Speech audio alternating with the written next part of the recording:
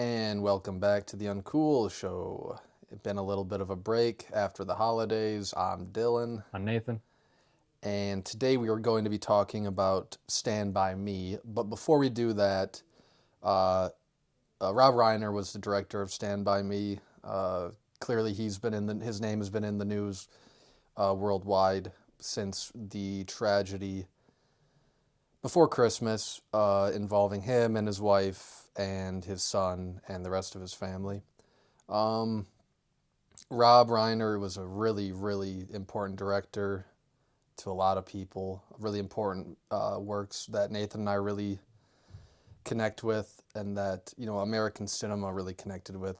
Film goers of all ages had a special relationship to Rob, and you know everything that happened is clearly very tragic, and both Nathan and I are heartbroken and really been feeling and praying for that family. I know thoughts and prayers don't always mean a lot to people, and that's a buzzword, but I really have been praying for that family. But with that tragedy, it's been a good opportunity to really praise Rob. So why don't you talk a little bit about your relationship with Reiner and some of the works that he did before we start talking hmm about Stand By Me? Yeah, it was a huge loss. You broke the news to me that night. I did not see. I was on social media. I might be watching a movie or watching a sports game or something. But you broke the news that he died, and then unfortunately the other information was revealed later. But obviously that hit me hard. This is a person that is an important director to me, and I think just his overall legacy as a filmmaker is impressive. He's known for like his magical 80s transitioning into 90s run, where you get I should just have a list of it, but this is Spinal Tap, Stand By Me, When Harry Met Sally, Princess Bride, A Few Good Men, Misery. Misery, and that's all. And then there's a movie called The Surest Thing with John Cusack, one of his first leading roles. I haven't I seen. haven't seen I'm that gonna one have to either. watch it though. Yeah. And I want to catch up on a lot of other movies of his that I haven't gotten a chance to check Like out yet. past like the 2000s. Right, Yeah, yeah. and kind of look at those works. But anyway, yeah, it really did hit me hard. He is someone that revolutionized, genres like the mockumentary with This Is Spinal Tap. I actually just this last year rewatched it and loved it once again. And I actually watched the sequel that came out last year, and not as good, but you can tell how much fun he's having Yep. playing with his actors and just having, you know, I think he also really enjoyed being a performer. And Yep. just this last year, he was in the Bear season Yeah, he four. was he was a great Yeah. addition to the Bear. I was really happy when he popped up. Mm-hmm. He's one of those guys. He's like, he just feels like one of those like entertainment grandfathers. Yep. Where you see him in a role, you're like, oh, it's this is gonna be warm. It's gonna make you feel good. Other than like his Wolf of Wall Street role, Mm-hmm. that's not a warm role, but he's really good in Wolf of Wall Street. He's a terrific But actor. no, he was a great actor as well as a director, and he was a real actor's director. Yeah. Uh, Actors really respect him, and he clearly had a way not just with adults but with children, and knew how to talk to anybody, knew how to make anybody feel important and special, and really knew how to create environments and create energies on set that it doesn't seem like a lot of directors do. There's always like that. A lot of sets seem to have like that fear-based Mm-hmm. environment. It doesn't seem like he ever did that.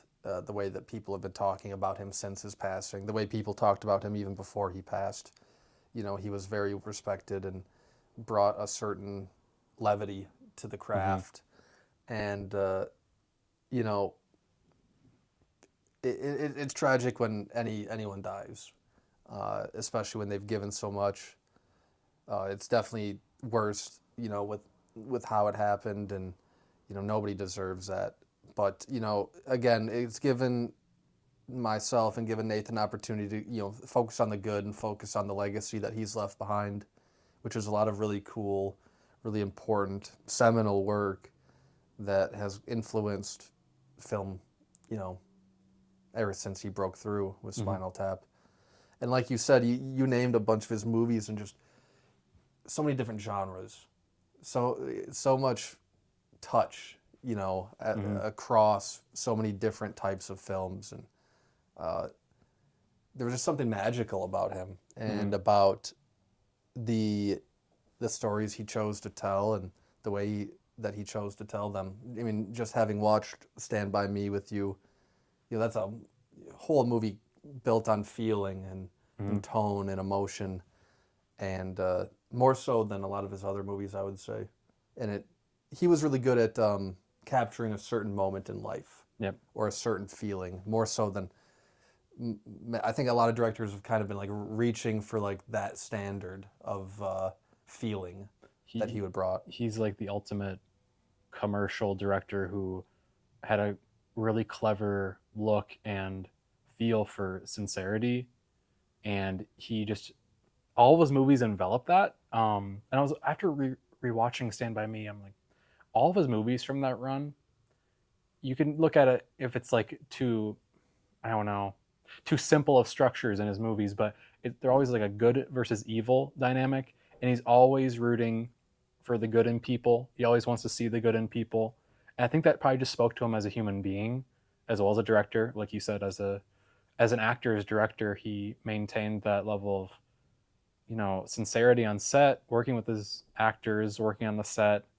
and I think everything he touched turned to gold for a period there, and Yeah, it's so impressive to watch and remember. And he has a filmography, Dylan, that is gonna live on for a long, long, long time. yep, Obviously, as we get older and generations start coming forward, we're gonna lose touch of some of the movies that he made, some of the more lesser obscure movies. But I mean, Princess Bride, this is Spinal Tap, A Few Good Men, When Harry Met Sally. That's four. That's like probably his Mount Rushmore, I would say. I think And Stand Stand by by Me Me is is. up there too. If we have five, and there's a couple of other really good movies that he made.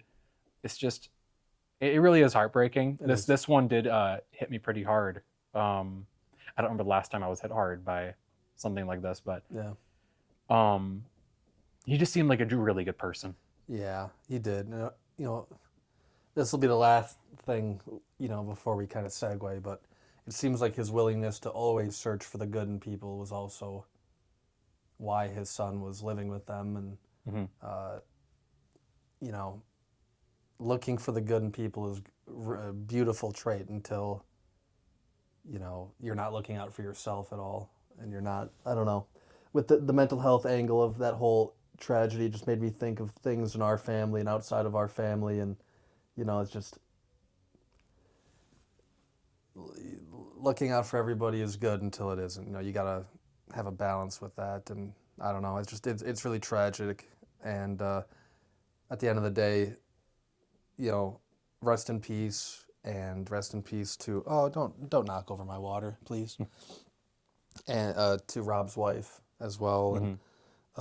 our you know continued support and thoughts will be with the children. It's just yeah, rest in peace, and thank you for everything that you did. It was a like you said that run is almost unparalleled. Oh, what are you doing? Hmm. What are you doing? In terms of matching like inherent quality to commercial filmmaking, you know, it really is unparalleled. Yeah, that gold standard run was really started by I mean in '84 by Spinal Tap, but really transitioning into our movie we're talking about today, Stand by Me in '86. That kind of really like speed runs the rest of the '80s going into the '90s for him. Was this his second, I think it was his third after The third? Sure Thing. Okay. The Sure Thing is in the middle of Yep. Spinal Tap Okay. and Stand by Me. For still being very young in his career, and I kind of now I really do want to see that film, Me too. uh, to really see where that initial jump from mockumentary to I think it's like a light feature. like comedy, Okay. like a teenage comedy with Cusack, Yeah. who obviously he liked so much he cast him in a small In role in this Stand role by Me. too. Yep. This movie is really hinging on not just Reiner's direction and the screenplay based on the Stephen King novella, but uh, it really hinges on these child actors, River Phoenix, Will Wheaton, Jerry O'Connell, and Corey Feldman, who each one of them feels very real and very lived in. Feels like a very real child. They each bring different flavors and different insecurities and different backstories, different family relations. But again, I think it's a real testimony to Reiner and his direction and just getting this type of material out of these kids. I think these are some of, if not the best child acting performances of that era, if not ever. You know, there's some really interesting moments in this film, usually between Will Wheaton And and River River Phoenix. Phoenix, that are really powerful. And, you know, at least when I saw this movie, I had never seen child actors be able to do this. And that's mainly a testimony to, the late River Phoenix, but also Reiner's touch, you know.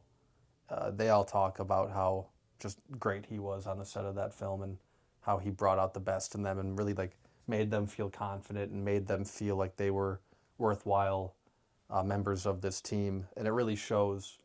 I think all these kids are out like they feel confident. They seem like they're confidently acting, which is rare. I mean, they have to carry the narrative bulk of the film, and a lot of these kids. I mean, some of these kids, besides like Feldman and did River act before this? I don't know. Did Will Wheaton act before this? Maybe a little bit. I know. I don't think Jerry O'Connell did money.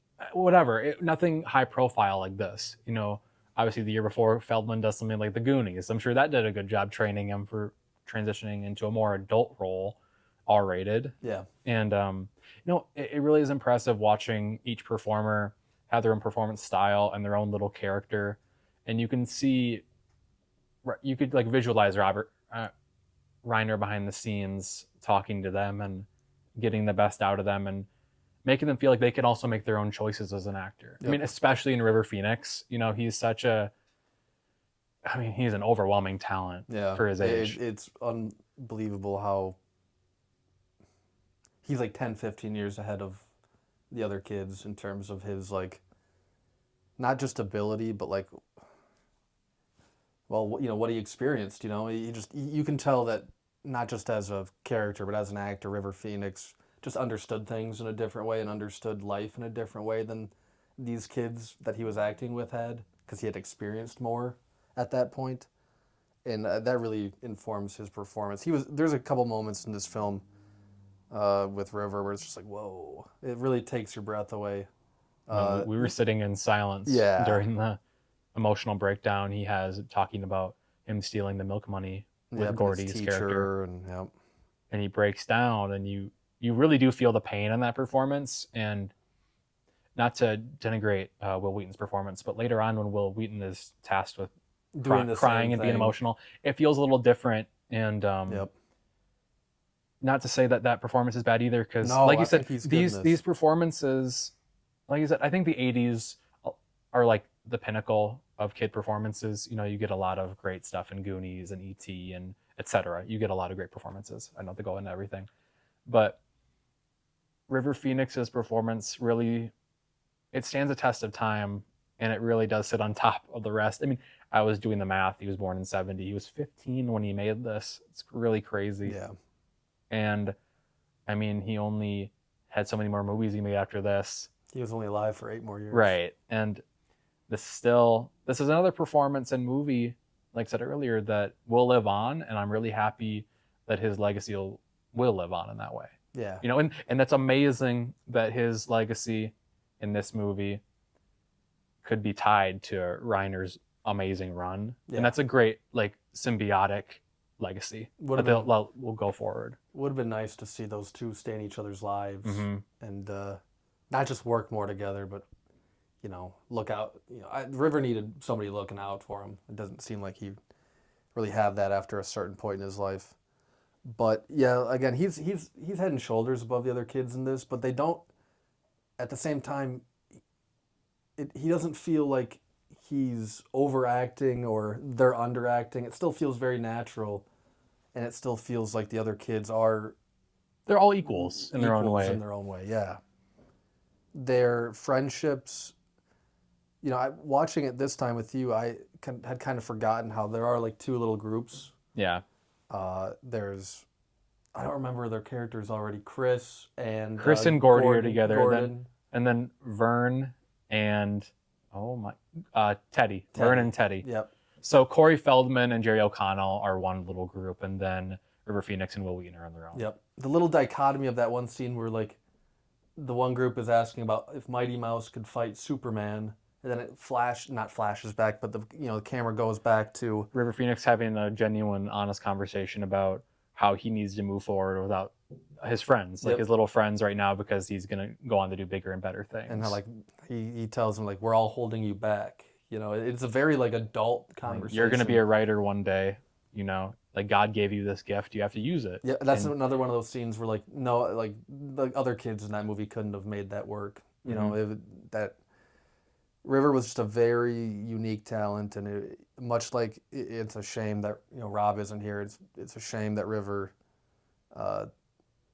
his career went the way it did, and he still made a lot of cool stuff. And there's still a couple of movies of his that I need to see, but I think he's a very just naturally gifted kid who just wasn't able to get out of his own way, and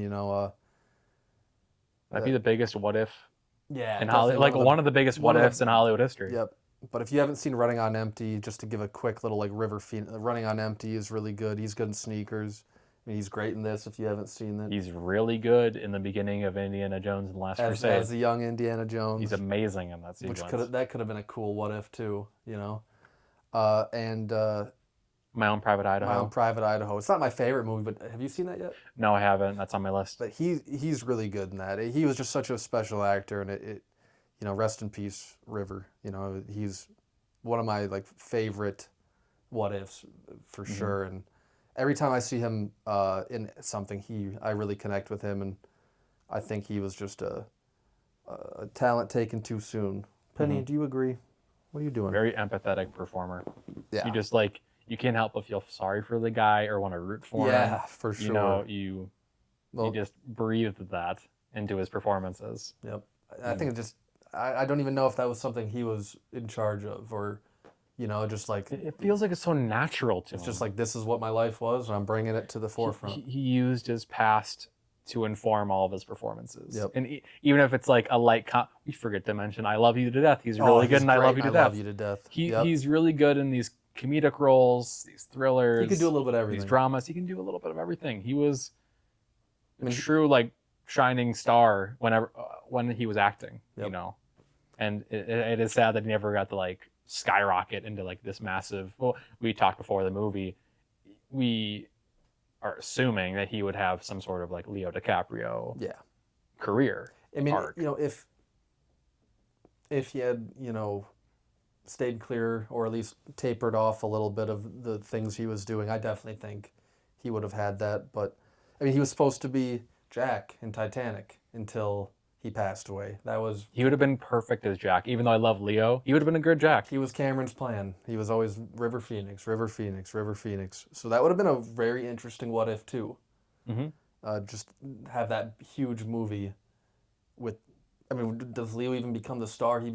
I think he still does, but it's different. It's different. You never know. But yeah, that's our little River Phoenix segue. I love that guy. He was such a talent, and it's very sad, how his life ended.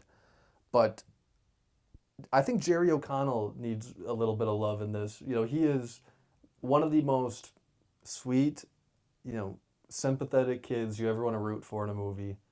The moment you see Vern pop up through the treehouse, you're like, oh, you know who he is, and you know that he's kind of not the loser of the group, but he's the butt of the joke of the group. This is I'm gonna call it the chunk archetype from Goonies. Every Goonies. Little friend group in the '80s movies, there's one kid that they made fun of, always teased. A little chunky, a little. But he's equally important in the group. He serves an important function. He's the goofball. Yep. He's the one that everyone gets to make fun of. But obviously he is sensitive, and he does you do feel bad for him at times. Okay, guys, take it easy on him. I know he's a little dim, and he's kind of asking for it, but he is.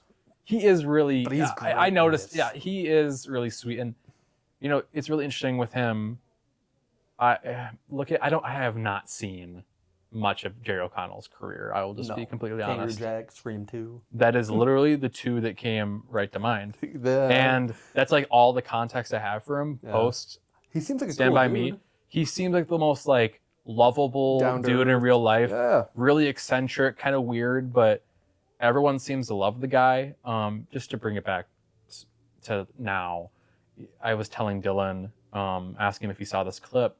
Jerry O'Connell went on the news and talked about Rob Reiner, his effect on his life, and Jerry O'Connell was getting emotional talking about how back in the day after this movie came out, Rob came to LA and wanted to get lunch with little Jerry, when he was still in his teens. And Jerry was like, I can't believe he did that for me. Like, he really, like, I was a kid and he made me feel like I was the Like most a important peer. guy in the room. Yeah, like a peer. And, I think that sweetness really does show in Vern. He's kind of this lovable, I don't want to say Very lovable sweet. idiot. He's like Very really sweet kid. very sweet. Yeah. And he's put in these extreme moments of, when the train is coming down the tracks and he's like tasked with being like, I have to emotionally run for my life, react and emote, and he's crying, and Will Wheaton's right behind him pushing him, and that's one of the more intense moments of the movie. And I don't know, he's the one he's the character who kind of is the fulcrum to the rest of the story. He brings the news of the dead body from his older brother and his buddy that he heard while digging for his jar of pennies under their house. And it is funny that the dimwit gets the information that pushes the rest of the story forward, and makes all of these characters really look inside themselves, and they go through their own personal journeys of where they're going for the rest of their lives, and how they're dealing with grief or feeling misunderstood, or whatever's happening in their family. I was gonna say, Vern is the only kid you don't hear anything about his family life. You kind of assume that his life at home is very good. That his parents you get that are there, impression, and that they love him. And the other boys don't have that as much. No. A couple, and maybe that's why they kind of resent him a little bit. And there's a little bit of that too. He's the only boy you don't hear much about his backstory or about, anything other than the jar, the penny, the penny thing. But yeah, like you said, he's kind of like other than River, he's kind of, his character is like the heart of the group. Definitely the most he's not, heartfelt. River is like, the movie says it multiple times, he's the leader of the group, and he's, kind of driving the foursome.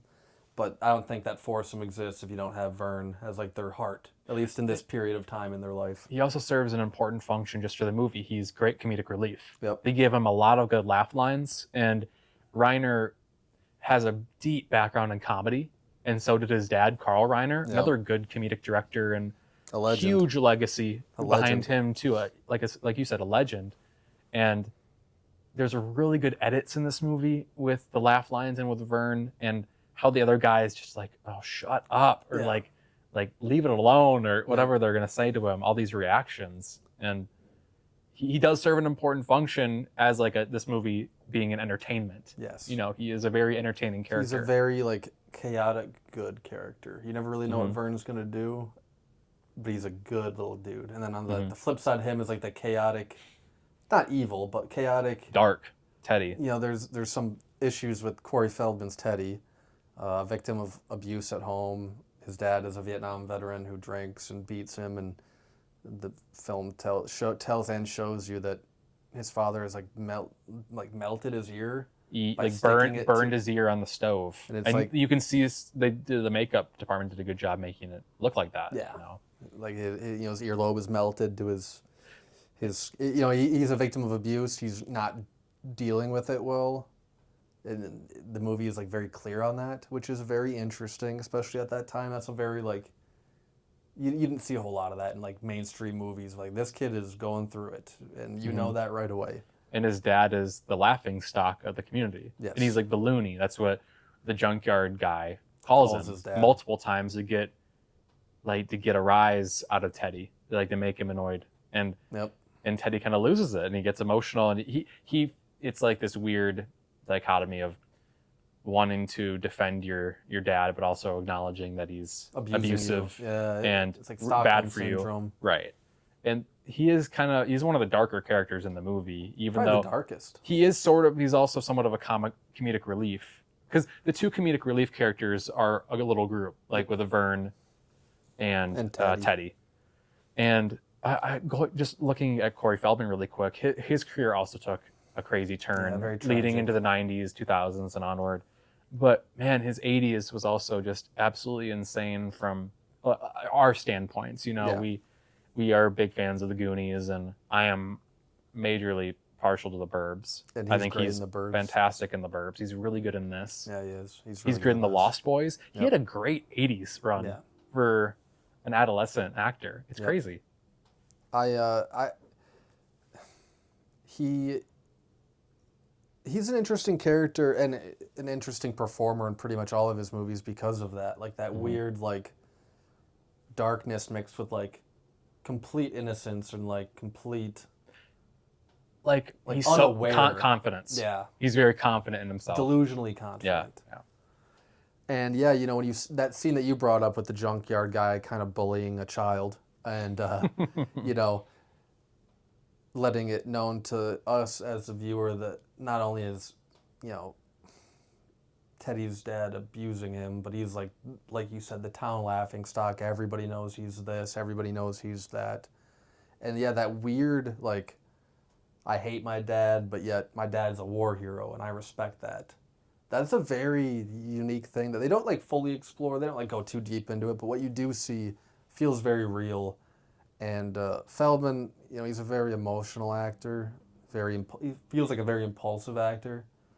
Like it feels like some of these reactions and some of his screaming fits are just like completely not improvised. It's like it feels like it's not even in his control. You know, he feels like a very just erratic. Impulsive is a good word. Yeah, and again, another very sad story with him and all the abuse he faced, and I don't know if he was abused before this movie or after. Or, you know, it's just another sad story. There's a couple of those in this movie, and now that Rob has passed, it like adds one to it. And but yeah, again, Feldman was just such an interesting guy and such an interesting child performer.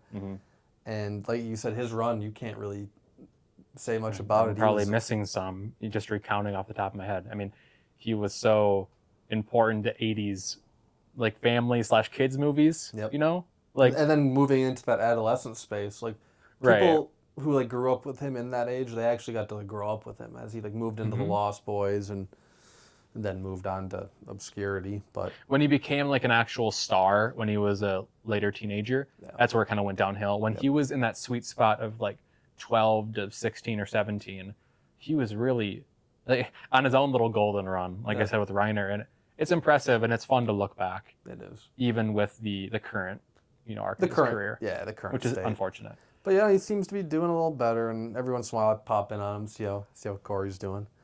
The last kid is Will Wheaton, who, I don't know if I've seen any other child performance from Will Wheaton. I don't know what other movies he was in as a child, but yeah, he's a pretty effective lead here, and you know, his character is going through a lot at home. His older brother, played by John Cusack in flashbacks, and really good flashback sequences, some of the warmest in the movie.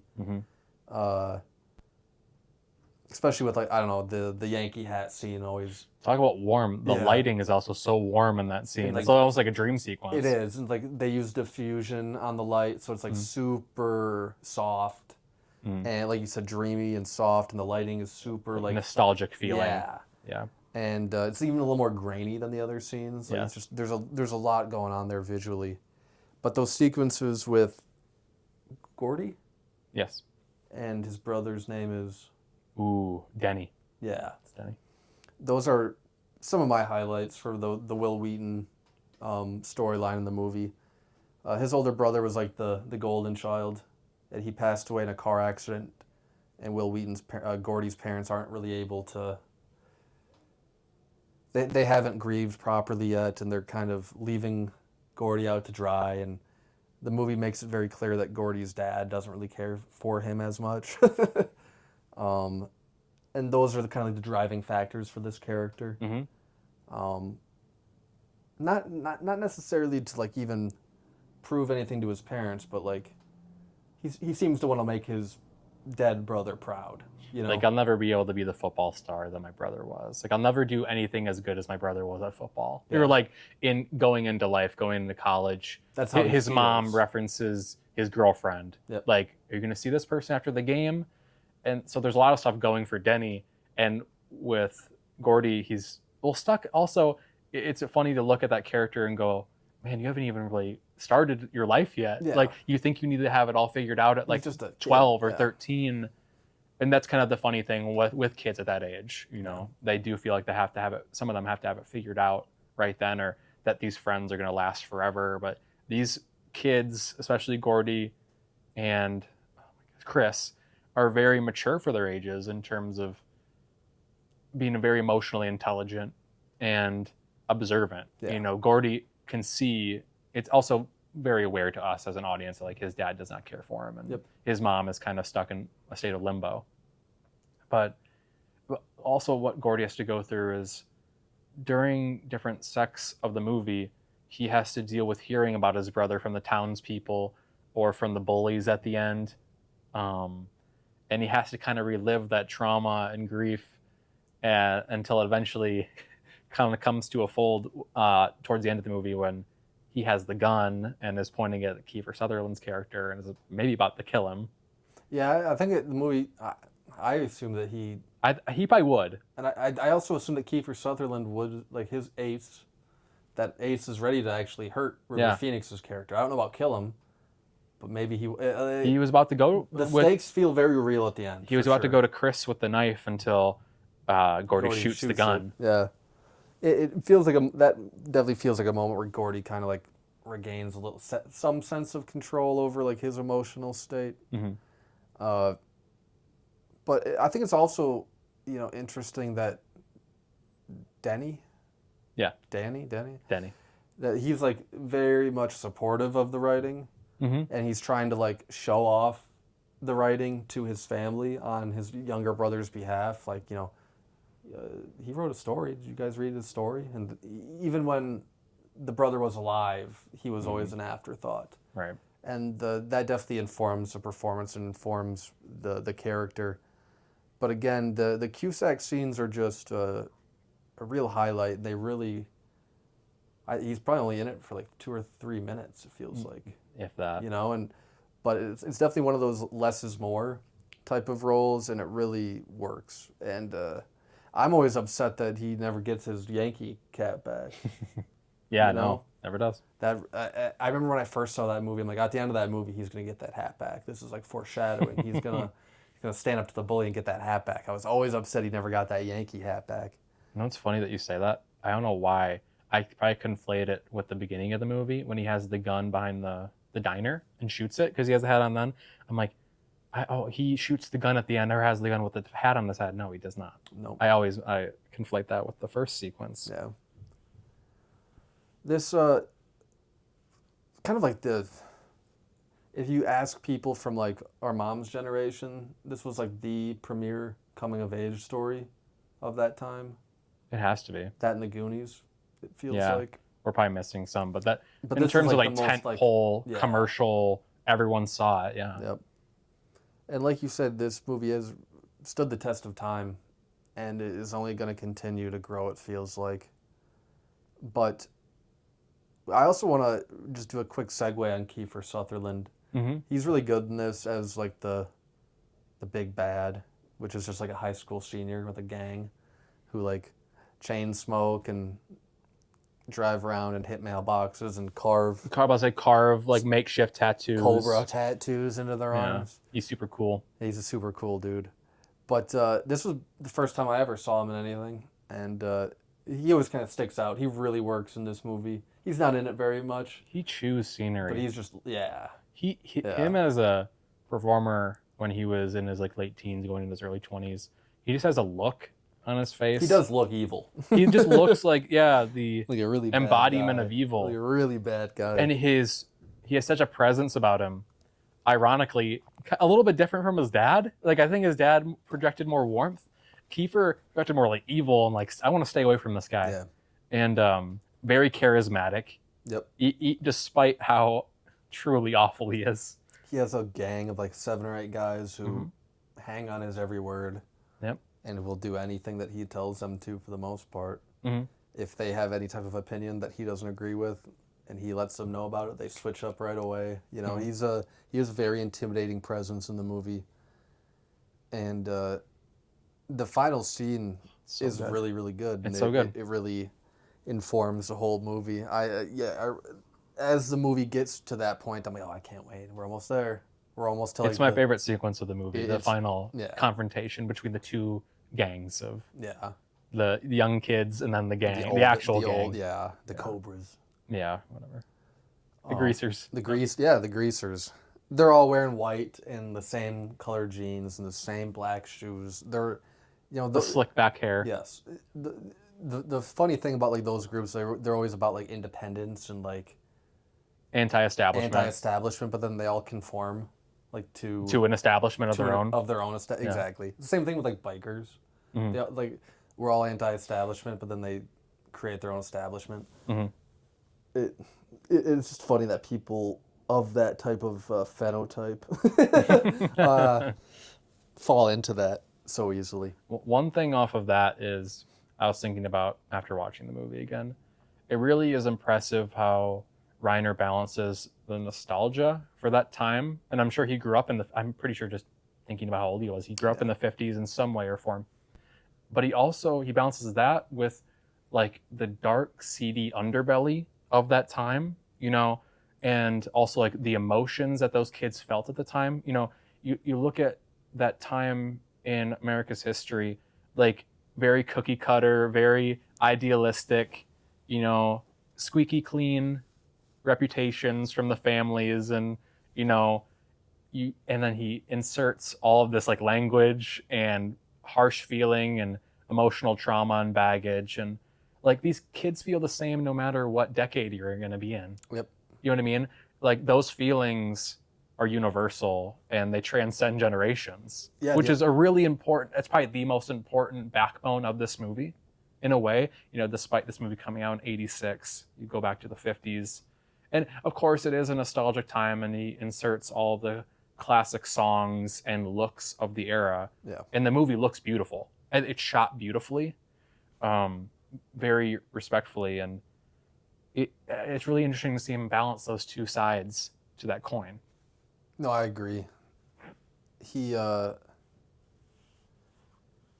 like you said, he definitely has a love for that time, and the musical choices are really unique and really cool. The lollipop needle drop is great. I always think that's probably my favorite in the movie. It always sticks out to me as you cut to the kids dancing along the train tracks. But yeah, I mean, yeah, like you said, that really interesting balance of the wholesome era mixed with like the reality that all these kids are going through, the way they talk to each other and the way they talk about each other. Mm-hmm. It's very indicative of like how kids are and how boys are when they're alone. And like this is do you know who shot this movie? No, I don't. Do you? No. Oh, okay. Keep talking. Just like, some of these shots, most of them are just transition shots of the group walking alongside like a mountain or alongside a lake, and they're just beautifully naturally lit little moments that don't really mean much, but they end up adding up into like a really visually appealing moment. Look at the first one. Yeah, okay, there it is. The same cinematographer shot The Breakfast Club, The Mighty Ducks. Yeah, that's all I care Look Who's about. Talking, The Running Man. So a lot of 80s work. Yeah. But yeah, I mean, it's shot beautifully. And one thing about Reiner is he's such a competent filmmaker. Like, he's so good. He's not the most flashy director, and he's not going to infuse like this huge sense of style or flair. Like, no one would call him a no, I'm missing the word. But like what's the word for a director that has like a lot of style attached to him? I can't believe I'm blanking. I don't know. Auteur. That's what I was. He's not like an auteur filmmaker. No one would call him that. But in that golden run of his, he was so competent in. He just knew where to put the camera, how to work with actors, how to establish a sense of tone. You know, he was so smart. I don't know. He's such a smart filmmaker who just knew how to get it done, and he did it economically. Yeah. And I don't know. What's your favorite movie of his? Either A Few Good Men or When Harry Met Sally. For What about me, you? probably this or When Harry Met Sally. Mm-hmm. I don't know. I'd have to. I really do have to go back and dive through a few of them again. But I like you had touched on in the beginning. He made a lot of stuff past that golden age that I've Mm-hmm. never even No. given a shot at, and I probably won't be giving a shot to the one that's about his son. Yeah, With Being Charlie, with Nick Robinson. It's is called that It's called Being I Charlie. was trying to think if it's Nick Robinson. That Mm-hmm. must have been one of his first roles. He must have been very young when he made that. Probably was. But One we didn't mention, The American President. I haven't seen that. Really good. Is it? I watched it a couple of years ago, and that's another great in a long line of awesome Yeah. films. Of his. What what do you think at the end of the day, like the message of this movie is? It's very much about like friendship, and but if anything, it's almost like friendship doesn't last. That seems to be like It's kind of it's a just very not right. dark, but very like live in the moment now because you never know when these people aren't Yes. going to be your friends or are going to be dead or are going to move across the world or it's very much like a stay present but also Yeah. like this movie ends with two of the characters like we never really see them never saw them after this and kind of went our own ways and then another character dies and it's a very like the narration is very kind of heavy handed at the end. Hmm. But what would you say like the message of Stand By Me is? I think you kind of hit it the nail on the head. Kind of just grappling with moving on in your life while also being at peace with looking at the past and like looking back fondly on it. Mm-hmm. You know what I mean? Like that's kind of like balancing act is probably what drove Gordy's success, you know, as an author or whatever. The Richard Dreyfuss version of the character is going through, you know, with his family. Like he is sitting down and in the very beginning of the movie, he is sitting in his car and reading the newspaper clipping that Chris was fatally stabbed, River Phoenix's character, and you can you see him sitting there pondering, and then seeing these two kids kind of go by on their bikes, and that's kind of like the thesis statement of the movie. Yeah. But literally, like while I'm going to be sitting in the present, I can still look to the past and look fondly on it and remember what those relationships meant to me. Yep. The movie is also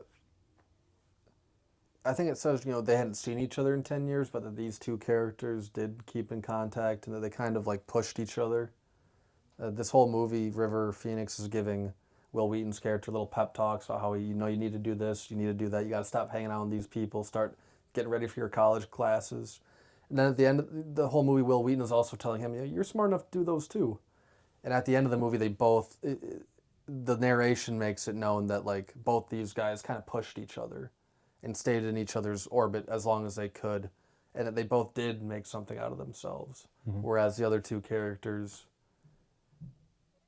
either ended up staying in that town forever, doing odd jobs, or no, it says Vern is like a guy at the lumber yard. He operates the forklift, and then it says Teddy Does in odd and out of jobs. prison and did odd jobs around Castle Rock. Yeah. So I think it's not as like telling, but like, a secondary message of this is like these two characters are pushing each other the whole movie, and they're like, if you want that, you can go do it. And every time the other character has like a moment of self doubt, their friend is like, shut up, dude, you can do it. We're not even gonna go down that road.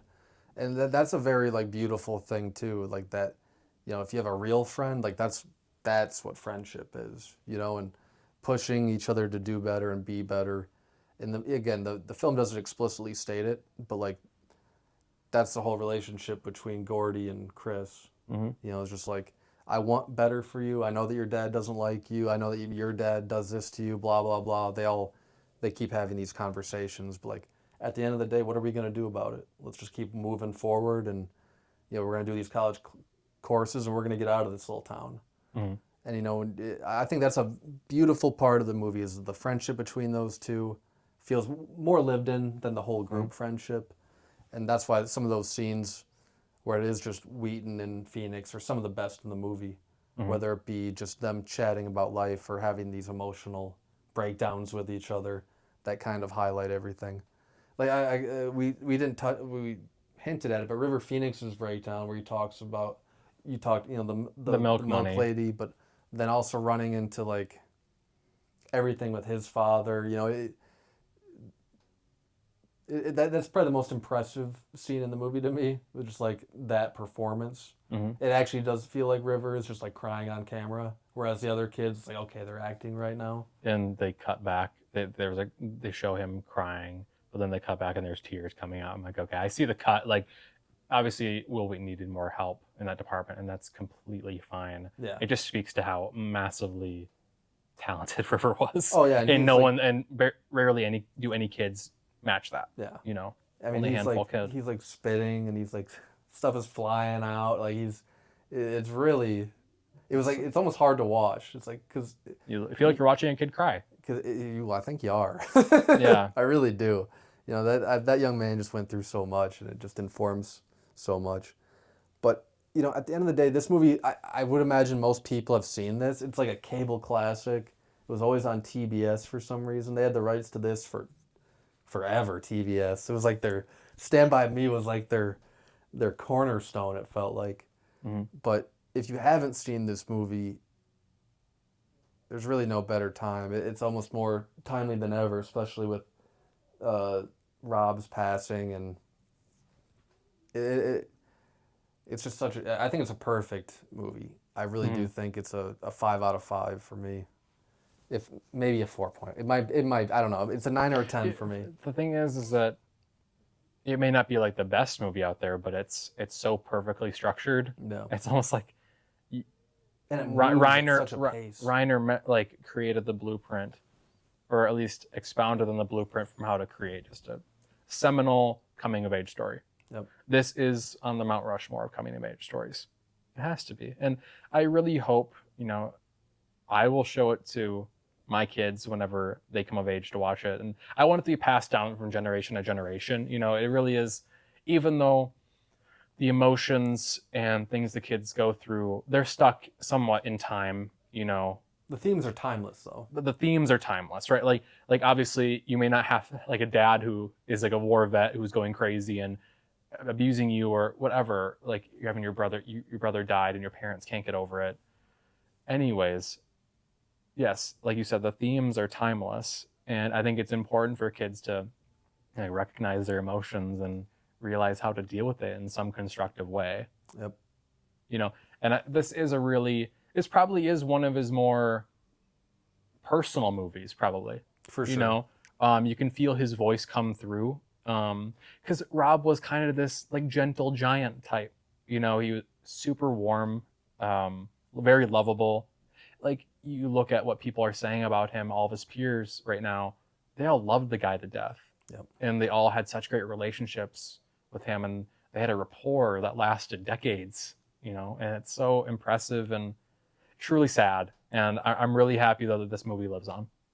In all of his movies, Mm-hmm. they're all gonna get a big second life for a little bit and hopefully for a long time. I do think this movie will continue. I think of all his movies, this might not be his best, but it'll be the one that is seen the most. Mm-hmm. Because kids are gonna watch this. Kids aren't gonna watch When Harry Met Besides The Sally. Princess Bride.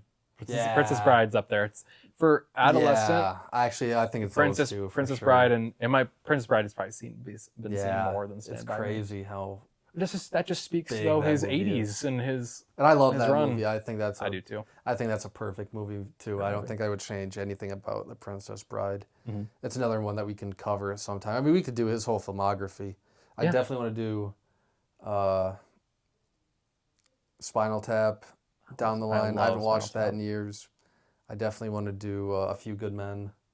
Amazing movie. I haven't watched that. It's so good. In years. It's probably his best movie. Yeah, but I gotta rewatch that. I It's have been a such a long big time. soft spot for When Harry Met Sally. even though And I it's an love amazing that. movie I on its love own. that movie. Yeah, Right. dude. He just, again, like you've said it 15 times. We'll make it 16. That run was just, it's almost unheard of, Mm-hmm. and it really should be cherished and appreciated. And it,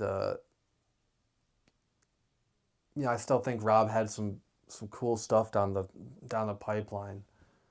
And even though he won't be making anything, you hope that his work has inspired the next Rob Reiner, or that this tragedy has inspired people to be like, oh man, like if he could do it, I can do it. You just hope that somehow his sensibilities and his craft lives on through somebody or through something, because it really is a big loss to not just American cinema but worldwide. This was world news for a reason. He was beloved and his work was beloved, and you know when you're a gentle giant, nobody sees this type of end coming. So it's especially tragic. And again, our thoughts and prayers are with the Reiner family and everybody else who was affected by this. But again, if you haven't seen this movie or any of Reiner's movies, or if you've just seen The Princess Bride, or if you've just seen one, or if you've just seen When Harry Met Sally, because I'm sure there's a lot of people a couple years older than us, that's the only one they saw. Mm-hmm. Just go on his IMDb or go on his And Wikipedia, his filmography is hard to avoid. and Mm-hmm. give some of his work a shot. Thankfully, with streaming right now, his work is kind of everywhere. Mm-hmm. HBO has a couple of his movies. Netflix has a couple of his movies. They're out there, and they're worth being seen now more than ever. But anything else you want to say? No, other than, I'll really miss him in movies and behind the camera. Yep, I'll put it like that. yep. Simple. Eh, I was really looking forward to seeing, because it seemed like he was getting more into acting. Mm-hmm. Not more into acting, but he was having a fun time doing like these little roles. And I love the bear, and his character was really important in the bear, moving forward. So it really is sad. And I love some of the little, again, I brought up Wolf of Wall Street He earlier. is so good in He's Wolf of so Wall good in Street. Wolf of Wall Street. It's perfect. He is perfectly cast, and One. he's just so, even though he's a curmudgeon in that movie, there's still like, it's like he can't help but exude warmth. You still want to like love that guy because he's the only voice of reason in that company. You know what I It's mean? always funny to see directors cast each other in roles, because Mm-hmm. obviously Scorsese saw He Reiner and knew, he's like, yeah, this guy is perfect. I mean, he's the complete opposite of what Reiner is in real life. yep. He's this lovable goof who is adored by many people, and then he just like this hard nosed, really mean Like and stickler, angry, yeah. like always swearing, always just a kind of a gross guy. Who's And got the gall to call this house on Friday night? it's perfect. It's just perfect casting, and that's a role that certainly will live on. Mm-hmm. A lot of people have seen Wolf, and it's a Yep. great movie. And yeah, I agree with you. I think that he had some more performances to give that would be great, and it's so unfortunate. It is, but like we talked about with this movie, you got to stay in the present, and all you can do is look back and appreciate what he did, and hope that the next Rob Reiner comes down the pipeline, or that his work continues to live on, as I think it will. Mm-hmm. But yeah, kind of a different episode today. We wanted to get this out a while ago. It's just different with the holidays. We had to do Jingle All the I had Way. to do Jingle All the Way. We could not do. I couldn't comment on Rob Reiner until I had time Yeah. to watch Jingle All the Way a few times to really get my mind in a good space. But Happy New Year, and I don't know what we're doing next, but we're doing it. Mm-hmm. So thank you for watching.